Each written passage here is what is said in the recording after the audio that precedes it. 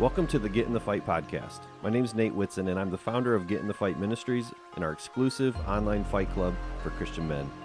Everything we do here is dedicated to helping Christian men become the men that God meant for them to be. So if you're looking for helpful content and conversations that can help you to grow and become the man that God made you to be, then you're in the right place. But before we get started, please do me a huge favor and be sure to subscribe, click the like button, and then leave us a 5-star review. Doing that helps us to reach more men who are looking for content just like this. Also, if you'd like to learn more about our mission and how to get involved or how to join the Fight Club, then head on over to getinthefight.club. That's getinthefight.club and learn more today. But without further ado, it's time to get in the fight. So let's go.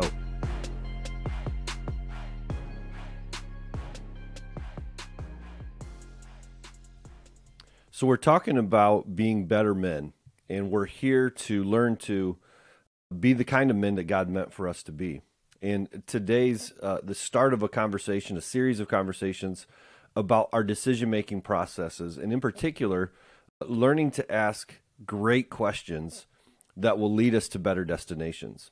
So if we're going to be men of honor and discipline and strength and joy, the 4 principles of our Get in the Fight ministry, then I think one of the best places for us to begin is to learn to ask better questions.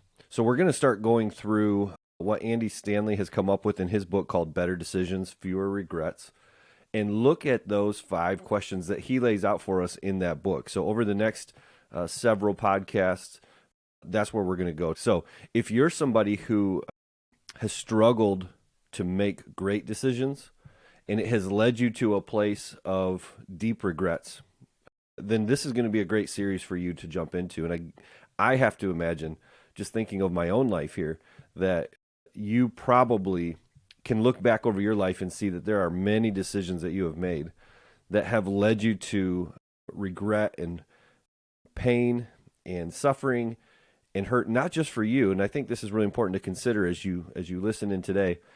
Your decisions haven't hurt just you.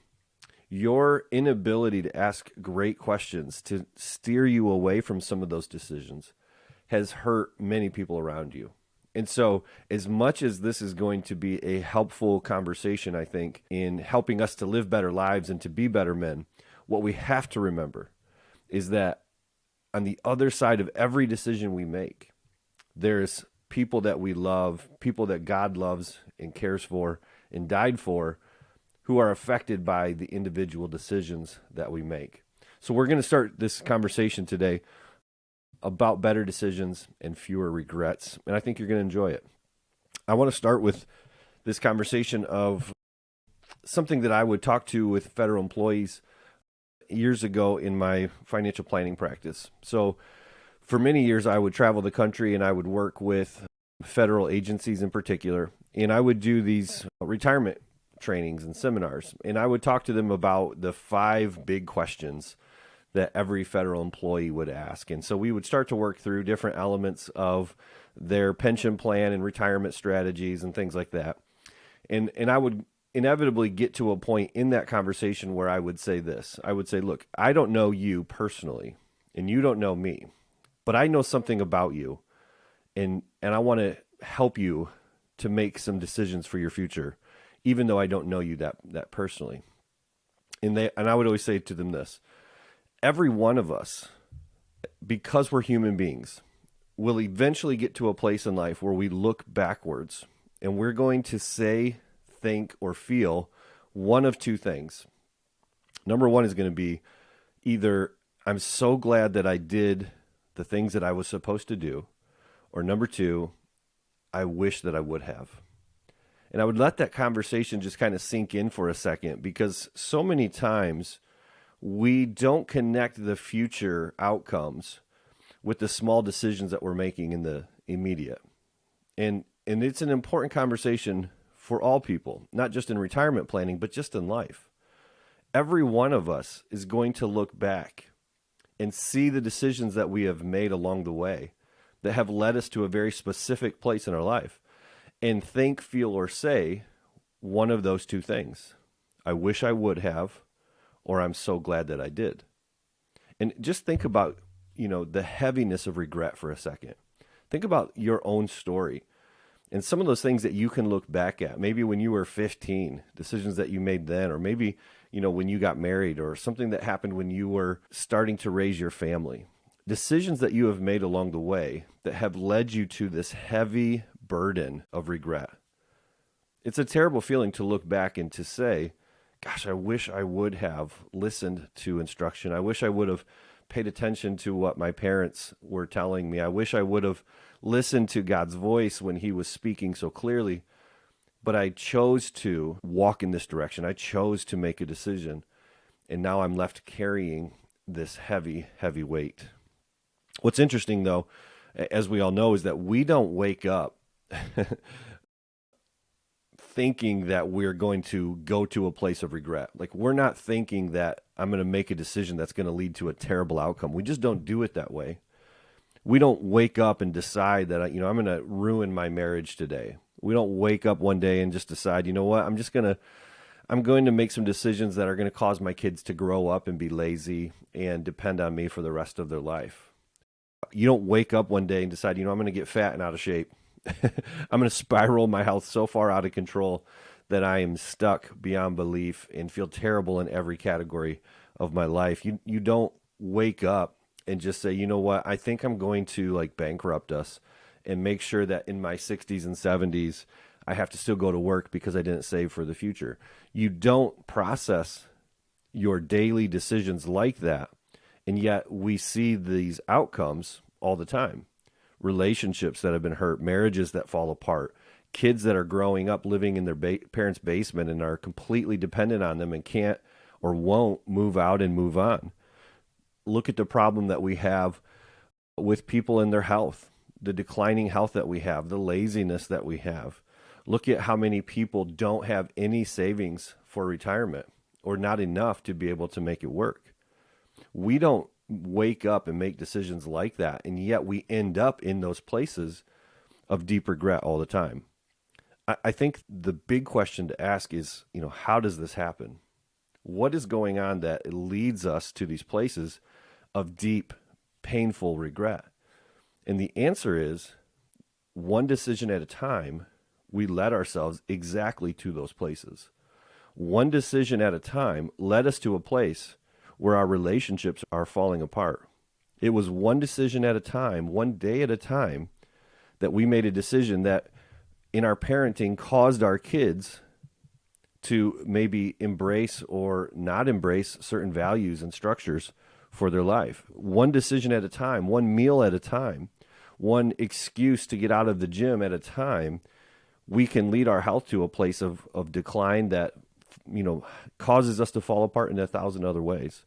One decision at a time with our money to spend or to save or to give leads us to specific destinations. So where do you think all of these decisions lead us? Well, the answer is they lead us to regret. When we fail to make wise decisions, when we fail to heed God's instruction, we find ourselves making decision after decision that slowly but surely lead us in a path of major regret. I have on my phone right now this quote, and I don't know who it's from. It doesn't matter, I suppose, but the quote says, "You don't decide your future. You decide your habits, and your habits decide your future." I put that on my phone because, again, I am tempted on a day-to-day basis to eat more than I need to. It's a problem that I have. It's genuine. I struggle to see food that's available and say no to what's so readily there for me, but I know it takes away from my goals and my health and isn't where I want to be 5 years down the road without control over food. I don't decide my future of that. I have to decide whether or not I'm going to work out even if I don't feel like it, right? When I wake up, if I'm going throughout my day, I have to make decisions throughout the day whether or not I'm going to have a great attitude, whether or not I'm going to have great effort at work, whether or not I'm going to decide that even though I've given great effort at work, I'm going to come home and see what I can do to serve my wife as soon as I come in the door, right? Decision after decision leads to habits, things that we do without even consciously thinking of them, that leads us in specific directions. And those directions, again, lead us to looking back one day and saying, I'm so glad that I chose to be a great father. I'm so glad that I chose to love my wife. I'm so glad that I chose to, do whatever it is that you were supposed to do. Or, doggone it, I wish I would have. I can't get those days back with my kids, and I really wish I could start this over. I wish I could do it again. So think about your habits for a second. Think about your routines, the things that you do habitually. What are you more likely to say based on your current, not feelings, not wants, but based on your current habits and actions? 5 years down the road, 20 years down the road, 1 year down the road, are you going to be in better shape? Are you going to be mentally stronger? Are you going to have a better relationship with your wife? Are you going to be a better dad?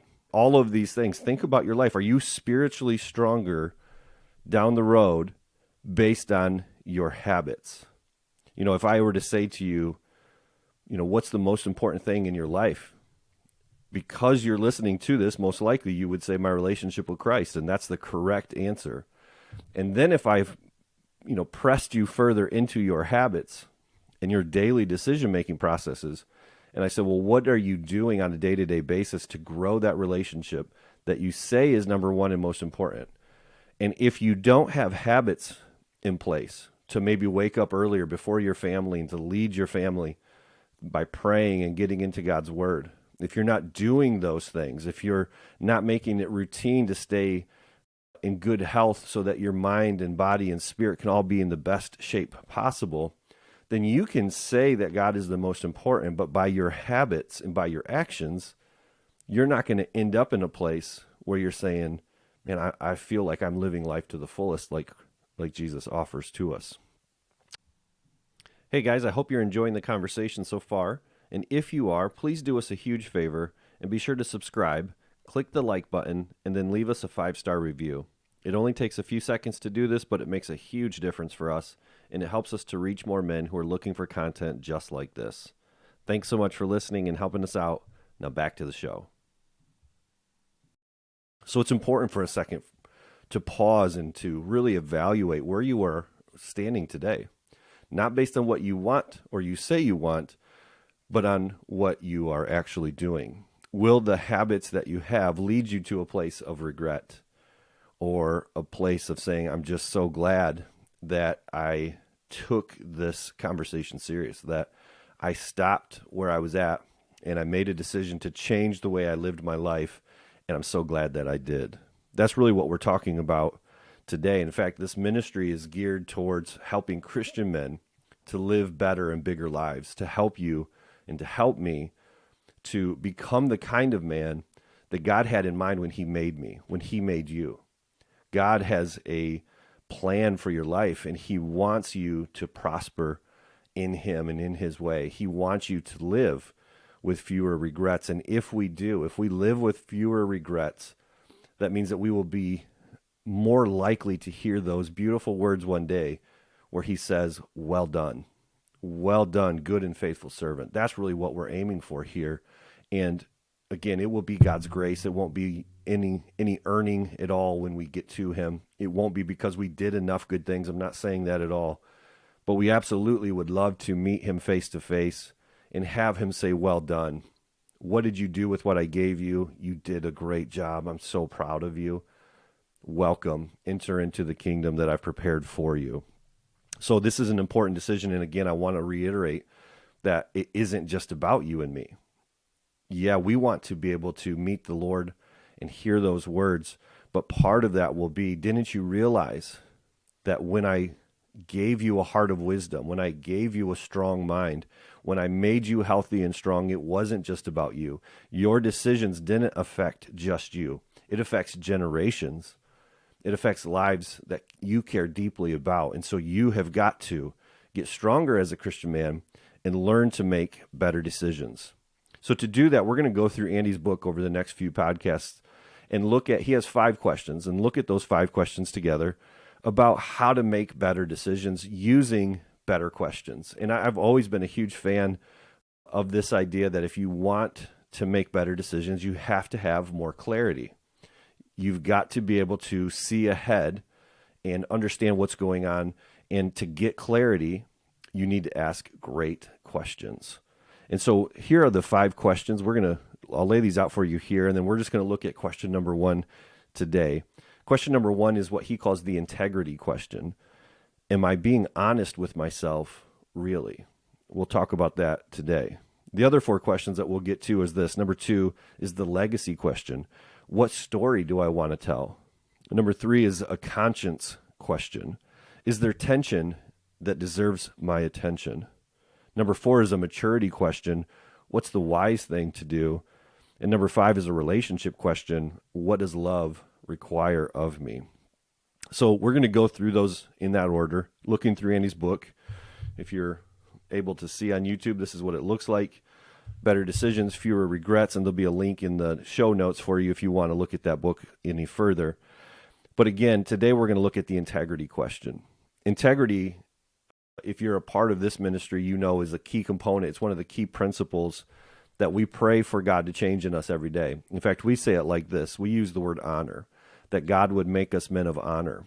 And what we mean by that is that God would help us to have integrity in our private and public life, and that he would help us to keep the commitments that we've made to him and to others. And so one of the key components of living with fewer regrets and living the kind of life, the better kind of life that God has for us, is learning to be that kind of man. And that's really what we're about here, trying to help us become the kind of men that live with integrity when nobody's watching. Integrity really, I've talked about this before, but there's this picture I have in my mind of integrity, and it's this picture of a hurricane that went through, a coastal area at one point, and there's just devastation everywhere, except for one house. And in my head, I can still see this picture where there's this one house that's standing firm, that somehow, there's chaos everywhere around it, destruction everywhere around it, but this one house was built with such integrity that no matter what the storm threw at it, it was able to withstand that storm and stay unmoved. And that's really such a great picture, isn't it, of what it means to be a man of integrity. Let's look here. I'm going to go to the book here and read just a little bit here from Andy's book about this integrity question and thinking about being unmoved in the midst of those kinds of storms. He says this: the easiest person to deceive is the person in the mirror. It shouldn't be this way, but it is. You have talked yourself into, deceived yourself into every bad decision you've ever made. Worse, you were the mastermind behind most of your regrettable decisions. Financial ones, relational ones, professional ones, academic ones. You were there for and willingly participated in all of them. You've done more to undermine your own success and progress than anyone on the planet. Granted, there were outside pressures, other voices, people promising you stuff, maybe even threatening you with stuff. But in the end, you decided. But in most cases, you didn't decide by carefully weighing all the options and seeking wise counsel. You did the opposite. In many instances, maybe even most, you knew better, or you should have known better. But as we touched on earlier, you ignored know better and started selling yourself on what you wanted in the moment. It's embarrassing. We lecture kids against participating in this kind of nonsense all the time. And I'm not pointing fingers. I participated in all my bad decisions as well. And yes, in many instances, I knew better. So what's up with that? What's up is that when it comes to good decision making, we face our greatest challenge every morning in the mirror. Self-leadership is the greatest leadership challenge any of us face. But self-leadership is a critical component to our success in every arena of life. You'll never be a leader worth following if you don't lead yourself well. And while that's apparent if you have an official organizational leadership role, it should be equally apparent if you're a parent. If you have children, the outcomes of your decisions are outcomes somebody you love will be forced to live with. Your self-leadership will greatly impact some other selves. Consider this. Whether or not you want to be like your parents depends upon how well they led themselves, not what they required of or taught you. And whether or not your children will want to be like you is the same. Here's why. Exceptional self-leadership, not authority, is the key to sustained influence. We rarely open ourselves up to the influence of people that we don't respect, even if they have authority over us. So whether we're talking about professional life or your personal life, exceptional self-leadership is important. Your influence won't last if you don't lead yourself well first. Great leaders last because they lead themselves first. But here's the challenge. You can't lead yourself if you're lying to yourself. I love that. Self-leadership in this case is about learning to be the kind of man who makes great decisions. And if you want to be a person of great influence, and I like how Andy says this, it's sustained influence, meaning not just when your kids are little, but when your kids are grown. If you want to be able to have influence over them, if you want them to be able to listen to you and glean from your wisdom of life, if you want to have impact in friends' lives, not just now, but long-term as well, whatever those key relationships are that you care about deeply, your ability to have sustained influence in their lives depends on you being able to be self-controlled, which, as we know or should know, is one of the fruit of the Spirit. So when God really starts to change you, so as like, for example, when we start to pray to him every day in the Fight Club, God, make me a man like this. Help my heart and mind to be full of integrity. Help me to keep the commitments that I've made to you and to others. God, help me to be full of integrity in my private life, my thoughts and in my mind, in my actions, when nobody's watching but you. God, help me to be like that. When we can allow God's Spirit to give us control, self-control, we all of a sudden become the kind of man that has and deserves honor and influence. And that's really what this is about. And if we want to be men like that, then we've got to make sure that we stop lying to ourselves. Here's what I mean. Have you ever bought a house or a car or another pair of shoes or anything else that you knew deep down you definitely should not be doing this, and yet you did it anyways? That is lying to yourself. This is where you really start to self-sabotage versus self-lead yourself. Have you ever looked at something inappropriate online, knowing that you were going to cheat, but in your mind you lied to yourself and said, no, I'm just going to open my computer and, look at something else. I'm going to go somewhere else, knowing full well where it would lead you to. You lied to yourself. You didn't lead yourself very well. Have you ever dated somebody and done that? Knowing that this is a toxic relationship, knowing that everybody around you is saying, dude, run away. Don't do this, right? This is trouble. Stay away. And yet you did it anyways. It's amazing how we can lie to ourselves.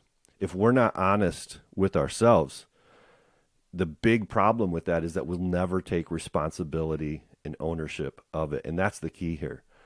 If you are always blaming poor decisions on some exterior thing, some other person or some circumstance or anything other than I am right where I'm at because of me and my decisions, if you don't get to that point that says the blame stops here, that I take ownership of me, if you don't do that, then you will never get to be a man of honor and integrity. If you want to be a man like this, if you want to be a man that is deserving of honor, that is deserving of respect, then it starts with learning to tell the truth to yourself.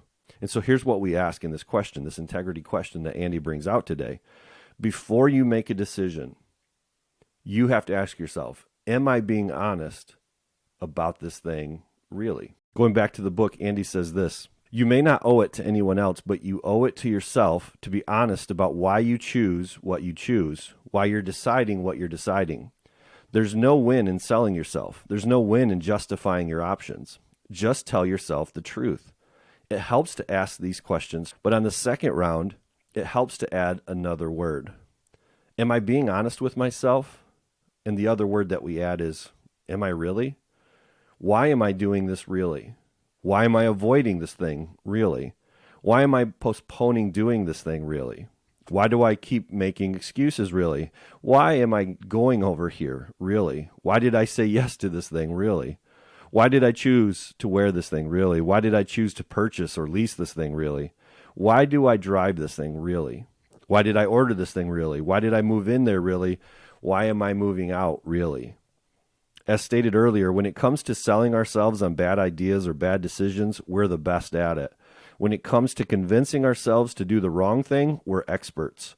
But when it comes to building and arguing a case for why we should do something we know we shouldn't do, we're unassailable, litigating fools. We all deserve honorary law degrees. So let's stop with all of that.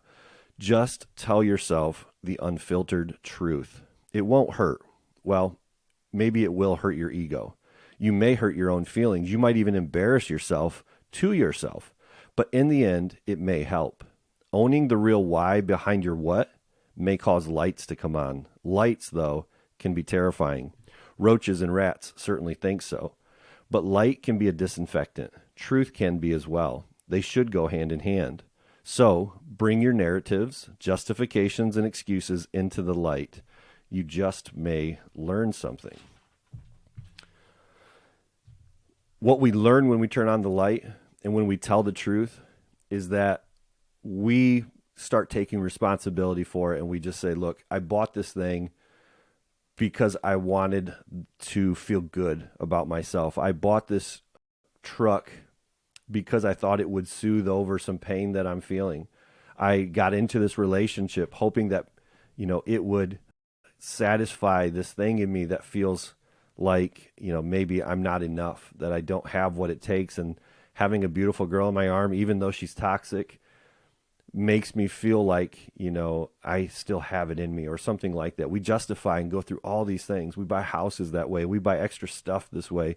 We pursue careers this way, and on it goes. We make decisions over and over and over again.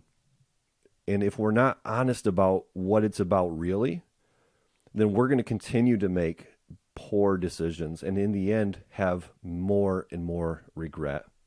We're making decisions and we're simply just not being honest with ourselves. We are justifying what's happening. But if we could just put some light into it, some truth into it, and start saying, you know what, I've got some emotional issues here that I've got to deal with. It's why I'm buying this stuff. It's why I'm saying yes to this stuff. It's why I'm doing this stuff. I've got to be honest with it. I've got to ask for some help. And if we can, then that light can expose the darkness. And then we can really start to change the direction of our lives. Andy kind of gives in this chapter 3 big areas that we need to be aware of. I'll start with the D. And he says this: we need to be truthful about dumb purchases. I was just kind of mentioning some of those, but just think about the way that you spend money and asking the question, am I being honest about why I bought this really? Am I really being honest about, why I bought these, extra clothes that I really don't need? Why I bought this car? Why I bought this stuff? Where I spend my money? Dumb purchases is something that men do all the time, and we justify it like crazy. We're amazing lawyers in our own brain explaining why this was a good thing. The kids are going to get to enjoy this, or my wife will really appreciate this, or on and on it is. Like whatever that narrative is that you told yourself, but it's a lie, you need to be honest about that when it comes to dumb purchases. He talks about doomed relationships, and man, think about the regret of relationships that you look back at and say, man, I wish I would have never opened that door to that relationship that has caused so much regret, so much pain. One of my closest friends had dated and wanted to marry this girl years ago. And a few of us approached him about it and just begged him to not open that door and to say, like, it's not too late. You can back out of this. It's okay. There's trouble ahead. And that doomed relationship was doomed from the start, and it led to some painful things that still are consequences today that are just still being dealt with today. And it's painful to watch what happens. And again, I could tell stories of my own, and I bet you listening to this have some doomed relationships in your past that you wish you could maybe start over, do over, change completely. But the reality is you can't change those in the past. What you can do, though, is look ahead and look at doomed relationships, whether that's at work, maybe that's taking on a job. There's a relationship that you're creating with your job that's doomed from the beginning. It's asking you to be a great worker instead of a great husband or father, and it's doomed from the beginning. Maybe it's that kind of relationship. Maybe it's if you're a single man, a young man, or just a divorced man, or somebody who's unmarried and you're just looking and you're still in the dating world. Man, you've got to be careful. You've got to be able to ask yourself when you're looking at a relationship to say, am I being honest with myself really about why I'm dating this girl, why I'm getting online and trying to build a relationship? What is the thing that I feel like this relationship's going to do for me? And is that true? And put some light on there before you get into a relationship that could lead you to a place of deep regret. The third D that Andy talks about is destructive habits. Again, you look at those things that you do on a consistent daily basis. When it becomes a habit, you really don't have to think hard about it. You're just so trained in doing some of those things that they're going to lead you to a place of great regret. And again, that could be in your spiritual health. Are you a person that stops and reads and prays? Are you a person that invites accountability into your life? We were talking about this with our kids the other day and just saying, like, look, the habit of being on your phone is this incredibly destructive opportunity. And you've got to learn to control it before it controls you. And you've got to invite other people into your life, accountability into your life with this phone, this thing, this device that is just stealing and robbing from us. And we know it. It's a destructive habit to be stuck on this thing all day long. Even if you're not looking at terrible things, the fact is it is stealing your attention. It is causing you to live a distracted life. And this is just a poor habit. It's a destructive habit that we need to get control over. Habits about exercise, habits about, financial practices, giving, serving. Like, what do you do with your time? What do you do with those habits? The thoughts that you have, a habit of just, speaking down to yourself and saying, believing the lies, I guess, that the devil tells you, that you're not good enough, that you're not strong enough, that you don't have what it takes. He just beats you down. And those habits of saying that, oh yeah, I agree with the devil instead of the Lord.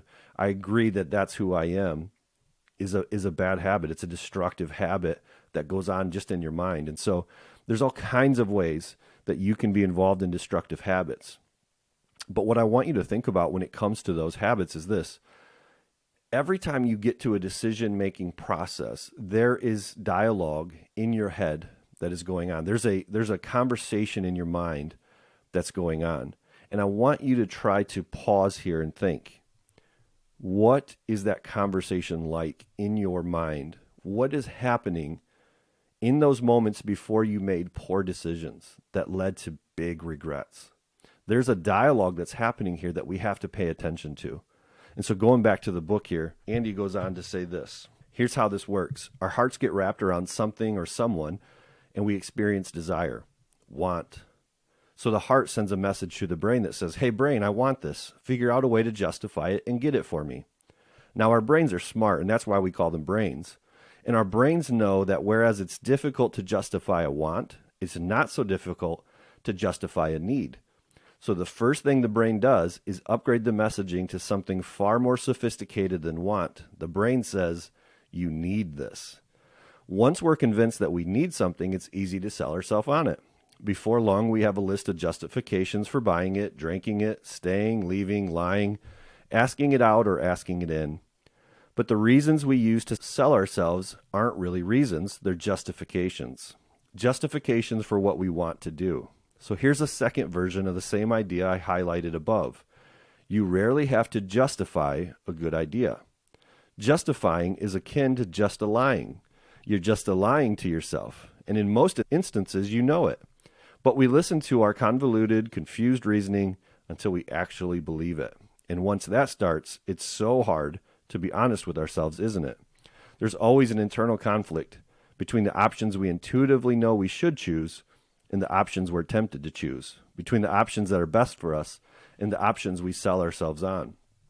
Again, when it comes to selling ourselves on bad ideas, we're amazing, which is so odd, because at the same time, we are 100% committed to doing what's best for us, at least in our minds, but not always so in our decisions. Do you want to be healthy? Of course you do. We all do. But we all decide to the contrary just about every time we sit down to eat. Do you want to be healthy financially and relationally? Of course you do.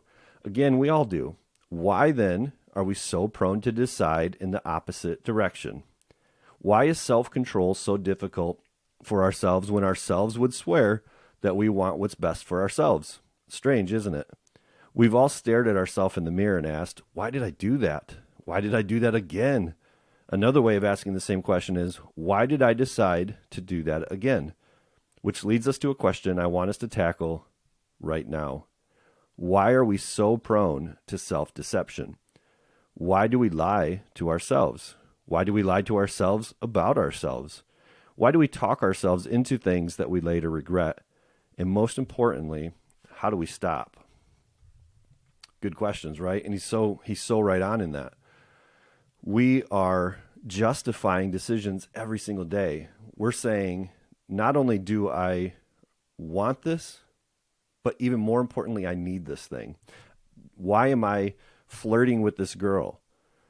Well, I need this in my life. Somehow this is going to lead me to a better life. And that is the lie. That is where the light has to shine on that dark idea and say that that's not true.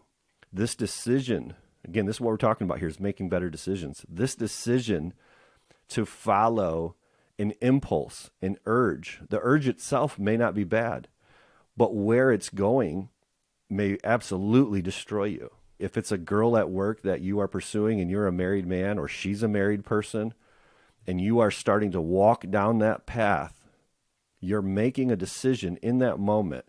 And there is dialogue that happens in your head that says, okay, this is okay because I'm not flirting. I'm just being a good coworker. I'm just being friendly or whatever it is, right? You can see where this goes.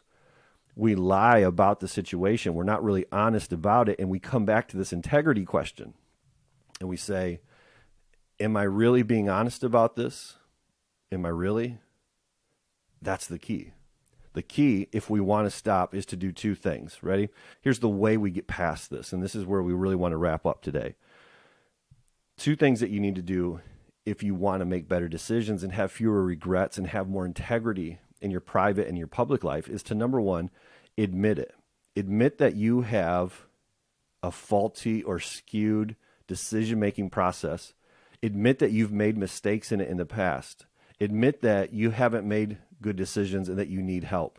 You have to admit it. You have to be honest. You have to take ownership over what has led to so many regrets and say, I'm not going to keep doing that. I'm not going to keep making the same mistakes. And I'm not going to blame anyone or anything other than me. For a man to take ownership over his life is to change his life. The bad news with ownership is that you have to say, this is super embarrassing. I opened this door. I purchased this thing. I made this decision. Nobody else. I screwed up. But that is powerful and positive because you realize that if you can get to that place of honesty where you're saying, this is all on me, is you can say, with God's strength, I can change it from here. Right? And this is that little minor caveat here that's not so minor. The ownership of blame is you, but the way to change is through Christ. And just to say, God, I can't learn to make better decisions on my own. I haven't proven to be full of integrity, but we pray every day in our Fight Club that God would do that God would make that change in my heart and in my mind. And that's what we need. We need a spiritual change. We need a new power to overcome what has led us to so many regrets. We need power internally to make better decisions. And that comes not by will or might or strength on our own, but by God's Spirit in us, working in us. And it starts with us saying, God, I admit it. I have not done a great job at making decisions that honor you, and I need your help. And I'm going to take ownership for it. And I start to make changes in the way that I process my decision making. So the first step is to admit it. And the second one is just to ask the integrity question. Before you make a decision and you're feeling this tension in your heart and in your mind, and you know that you need to pause, you say, God, I admit it. I haven't been very good here, and there's a decision coming up, and I need your help with it. And then you ask this question, am I being honest with myself? Am I being honest about what this is really about? What am I really about to decide on this thing for? What is it really about? And you've got to be honest. And I would tell you this, if you struggle, and we all do, I think, if you struggle to be honest with yourself, here's where you need a band of brothers in particular. You need men in your life that you will invite into the decision-making process, that you can say, hey, there's this relationship that's going on. There's a decision that I have to make about, finances or, whatever it is, any decision you can think of, and say, would you come into this decision with me? And that's tough. It's tough for a lot of men because we feel like I don't need any help. I understand this. I can be honest with myself. And we go through this justification process and we can convince ourselves that we don't need anybody else. But the reality is if you get defensive like that most likely you need people in that decision with you, because most likely you are just justifying something to yourself and you're not really being honest about it. That isn't always true, but many times we know it's true. We don't invite people in because we know we want to do this thing. We've convinced ourselves that it's a need, and now we're just going to make it happen no matter what. And we will probably get to a point where we say, man, I wish I would have paid attention. I wish I would have invited some men into my life in this stuff. And so dumb purchases are an area that you need to be careful of. Doomed relationships are another area that you need to be careful of. And destructive habits is an area that you need to be careful of. And the way we get past that is to admit that we need help, admit that we are the ones that have caused problems, and then turn to the Lord and say, God, help me to be honest with myself in this. What am I really looking for here? And where am I turning away from you and your wisdom? God, help me to be a man of honor and integrity. Help me to live my life in such a way that is pleasing to you. And the way that we do that is to surround ourselves with more of Christ, to be so intimately connected to him and to his word and to a group of men who are on the same path as you is the key to life. If you want to get to a place where you become a man of honor and integrity and you make better decisions that lead to fewer regrets, then this is the pathway to admit it, to ask the integrity question. Am I being honest with myself really? Am I really spending time with the Lord? Have I invited men into my life who can hold me accountable, who love me, who might tell me the hard things to do, but I know it's for my good? If you get to that place, then you very well could end up looking back at your life and saying, I'm so glad that I did all of those things because I have so many fewer regrets. That's my hope for you and I today. Hey guys, thanks so much for being here today and listening to the show. Please be sure to head over to the website at getinthefight.club. And before you go, if you haven't already, please subscribe, click the like button, and leave us a positive 5-star review. It makes a huge difference whenever you do. Have a great day. Go get in the fight.